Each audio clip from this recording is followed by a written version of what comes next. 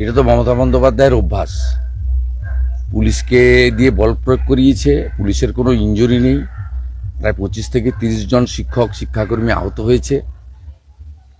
খুব খুব স্কলার শিক্ষক যারা ছাত্র ছিল, কৃষ্ণকান্তের সঙ্গে আমার কথা হয়েছে, পা ভেঙেছে, একটি আদিবাসী শিক্ষকের চোখ নষ্ট হয়েছে।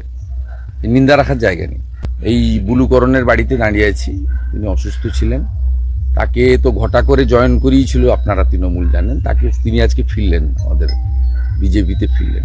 23-এর পঞ্চায়েত নির্বাচনের পর থেকে যাদেরকেই ভয় দেখিয়ে, চাপ দেখিয়ে, মিথ্যা উন্নয়নের প্রতিশ্রুতি দিয়ে আমাদের ঘরের লোকদের এদিক ওদিক করেছিল, সেই সমস্ত হিন্দু নেতারা তারা ব্যাক করছেন।